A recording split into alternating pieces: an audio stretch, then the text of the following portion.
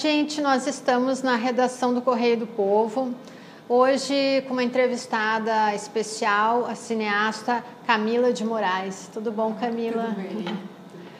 Camila está lançando o documentário O Caso do Homem Errado.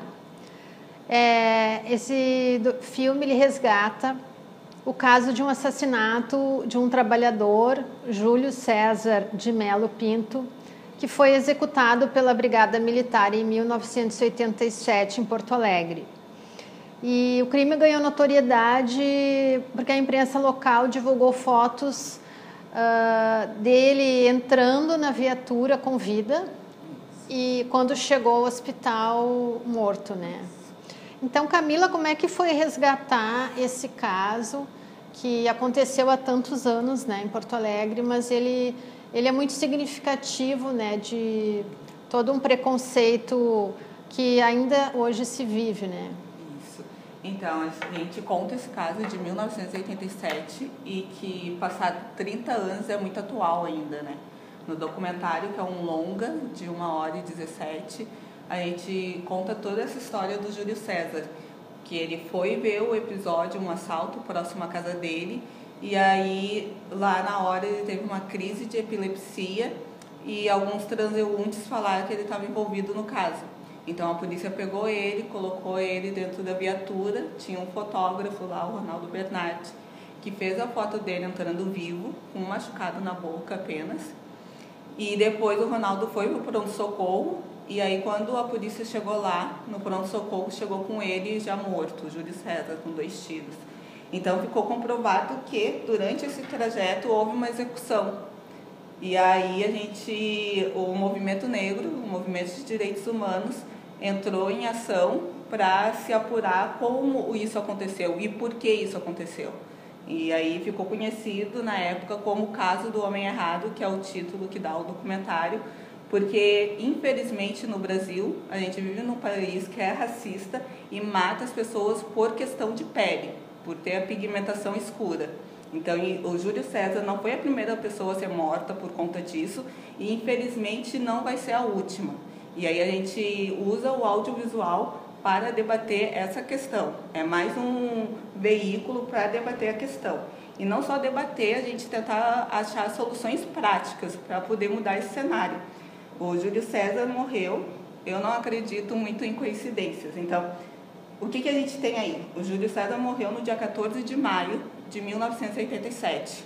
Agora, no último dia 14 de março, no mesmo dia, executaram uma vereadora no Rio de Janeiro, Marielle Franco. E assassinaram ela era uma mulher negra que lutava por direitos humanos, lutava por a dignidade de um povo negro, e por conta disso, por estar falando, ela foi assassinada. Então a gente não pode nem ter o direito de lutar por ter questões melhores, uma vida digna, porque a gente é assassinado, e é assassinada toda hora. Aqui a gente está conversando e tem alguma pessoa sendo assassinada. É um caso que, infelizmente, ele, que nem tu comentou, aconteceu em 87, mas continua ainda, de certa forma, se repetindo, né? E aí isso dói, porque a gente está falando de mortes, e mortes reais, né? Não é uma ficção, são mortes reais, e isso realmente dói, porque a gente está matando uma vida, a gente está matando uma família, uma sociedade inteira. E aí o que a gente tem que entender? Que isso não é só questão de negros, não é só negro que tem que lutar por uma vida mais justa, a gente tem que botar toda a sociedade branca junto para lutar por melhorias. Então, quando a gente mata, a gente destrói essa família, destrói essa sociedade. E aí o que a gente também aponta no filme são a questão das vítimas ocultas. Quem são essas vítimas ocultas? São as mulheres, a esposa, a mãe, as irmãs que ficam vivas, que têm que sobreviver, como sobreviver após uma morte tão dolorosa que não era para ser, foi interpelada no meio do caminho, sabe? Não era algo natural, não era para acontecer aquilo.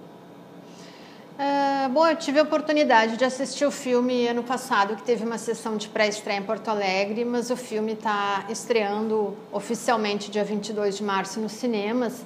E uma coisa que me chamou a atenção, Camila, é que a certa altura do filme tu sai para a rua, né, e com a foto do Júlio César e pergunta para algumas pessoas se elas lembram do caso.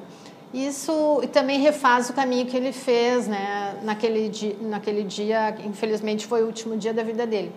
Mas então eu percebo assim a tua proposta também de resgatar essa memória que às vezes muito rapidamente é esquecida, né? Então eu queria que tu falasse um pouco dessa questão de que às vezes a gente esquece esses casos emblemáticos assim que marcaram a sociedade, né? Na verdade, quem esquece são as pessoas que não estão envolvidas, né? A sociedade que diz que trata essas mortes simplesmente como números, como estatísticas. Pode ter certeza que as pessoas que estão envolvidas, a família, a viúva, o irmão, essas pessoas nunca vão esquecer isso. Não tem como esquecer. Então, quando uma pessoa negra é morta e vira uma estatística, porque é só isso que é contado, a sociedade vai esquecer desse fato. Mas para a gente não esquecer e para a gente reivindicar que esses corpos não são só números, é por isso que a gente está fazendo esse debate, voltando com esse debate, porque a gente não esquece. Ninguém vai nos calar. Por mais, eu vi agora com essa questão da Marielle, as pessoas estavam falando que foi uma semente plantada, né? Não adianta quererem nos calar, porque tirou a vida dela. Mas com certeza muita gente agora, porque se viu no Brasil manifestações em todos os estados, falando sobre essa questão da execução de uma mulher negra que estava lutando por direitos humanos. Então teve manifestações em todos os locais do Brasil e essa semente foi plantada. Então não vão nos calar, não adianta quererem matar uma pessoa achando que vão nos calar. Então a gente nunca vai esquecer, a gente não tem como esquecer. E aí isso que a sociedade precisa entender, que os nossos corpos negros não são apenas números. Entendi. Também tem um dado interessante, falando um pouquinho de cinema agora, né? Que conforme a própria Camila me informou, a pesquisadora carioca Francine Barbosa divulgou nesse mês de março que este filme, O Caso do Homem Errado, é o primeiro longa-metragem dirigido exclusivamente por uma mulher negra a entrar em cartaz numa sala comercial no Brasil desde 1984. E ela ressalta que houve diretoras negras que co-dirigiram, né, outros filmes, mas a direção exclusiva de uma mulher, então, volta depois de 1984 até essa primeira. Então, também queria que tu falasse um pouco sobre essa questão do fazer cinema e usar o cinema também como uma plataforma para o debate, né? E o que a gente estava conversando antes, né, é que assim, a gente não tem nem, nesse país racista que a gente vive, a gente não tem nem a oportunidade de celebrar ações, porque, tipo, a gente iria celebrar com Marielle as ações que ela estava fazendo em bem de uma comunidade. A gente quer celebrar o fato do filme, de a gente conseguir entrar em cartaz, em circuito comercial, com o documentário O Caso do Homem Errado. Porém, esse filme fala de uma dor. E aí a gente vê que o Brasil é tão racista, tem uma estrutura tão forte, que levou mais de 30 anos para outra mulher negra conseguir entrar em um circuito comercial com um longa-metragem. O primeiro longa-metragem foi da Adélia Sampaio, que é um longa-metragem de ficção, e depois de 30 e tantos anos a gente volta com o nosso, que é um documentário. Olha o espaço de tempo que tem aí. O que faz com que isso aconteça? É toda essa estrutura racista que a gente vive, que a gente não consegue chegar nesses campos de atuação, que a gente não consegue produzir um filme, que leva anos para produzir um filme, que leva anos para conseguir editar, que leva mais anos ainda para conseguir entrar em sala comercial, que é o nosso caso. O filme, a nossa proposta do filme, a gente começou a pensar em produzir o filme em 2010. Começou a pensar, vamos fazer um projeto, alguma coisa. E aí, a princípio, era para ser um curta. Quando a gente começou a fazer as gravações em 2016, que devido a ter material, a gente percebeu que tinha que ser um longa-metragem.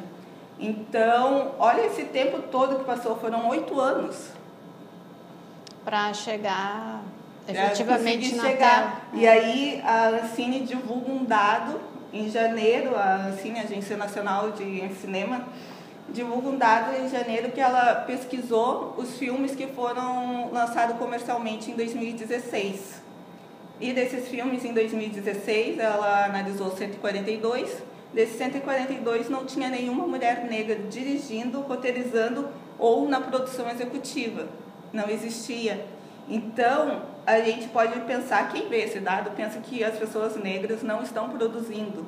E pelo contrário, a gente tem no Brasil a APAN, que é a Associação Nacional de Produtores do Audiovisual Negros. E tem gente do sul até o norte, e tem muitas produções. O ano passado teve um encontro de cinema negro, o Zósimo Bubu, no Rio de Janeiro, que teve mais de 70 inscrições de filmes nacionais negros. Só que a gente não consegue depois ultrapassar essa barreira de chegar no comercial. Então, a gente não está nesses dados. E aí, o que a gente vai ter agora é que a Ancine, pelo menos, vai ter que divulgar que chegou um filme que foi produzido por uma diretora negra e teve a produção executiva de outra pessoa negra, que é a Mariane Ferreira.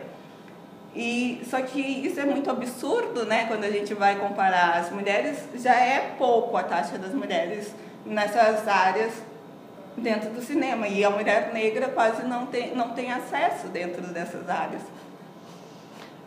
É uma coisa que, assim, até merece os parabéns por estar nessa luta, desbravando um caminho, né? Porque realmente, e também o filme foi feito de forma independente, Foi né? feito de forma independente, e aí a gente teve o apoio da comunidade negra, porque a gente fez um financiamento coletivo, né? Não que tenha conseguido toda a verba, mas a comunidade negra estava sempre nos auxiliando. E aí agora a gente fez a pré-estreia em maio, ano passado. Então, desde maio, a gente está falando com milhões de distribuidoras. Nenhuma distribuidora até agora quis o nosso filme. Uma chegou a falar assim, mas não é o nosso perfil. Não é o perfil porque a distribuidora não percebe que a questão racial não é só questão de pessoas negras. Então, enquanto a distribuidora normalmente são de pessoas brancas e normalmente de homens, então, e quem está nesse meio do audiovisual, né, que é normalmente homem branco, classe média alta, nunca vai ser o perfil falar de questão racial e de falar o que a gente fala que é genocídio da juventude negra. Só que não é o perfil deles, mas é o meu perfil, porque está matando meu irmão, está matando a minha família. Então, enquanto a sociedade não perceber isso, o nosso filme não vai ser o perfil de nenhuma distribuidora. E aí a gente tem que fazer esse movimento sozinhas. A gente está na batalha fazendo sozinha. Agora, daqui, a gente vai conseguir entrar em cinema em Salvador. E depois a gente vai tentar chegar nos outros estados. Mas é muito cansativo. Muito. Mas a gente deu um passo e agora a gente não volta mais. Então, não adianta querendo nos matar, porque não vão. Uma pessoa, a gente tem um lema que está circulando, que é assim, transformar o luto em luta. A gente dói, mas é necessário continuar. Então, a gente vai continuar. Esse filme, então, ele fala dessa denúncia, né? E é uma denúncia que, infelizmente, está cada dia mais atual. E o que a gente convida é que você vá conferir o filme, que está em cartaz. É um filme de denúncia, né? Um filme... Mas também tem muitas entrevistas com pessoas dos direitos humanos, né? E resgata toda uma parte histórica muito consistente, né? Então, vale a pena para a gente conferir, né, essa questão social que é tão necessária nos tempos de hoje. Isso, então aí fica o convite. Amanhã, dia 22, a gente entra em circuito comercial e fica até o dia 4 de abril no Cine Bancários. Camila, obrigada. Eu agradeço. E a gente espera que o filme, essa mensagem do filme possa reverberar e tornar a nossa sociedade um pouco melhor, né? Obrigada, gente. Música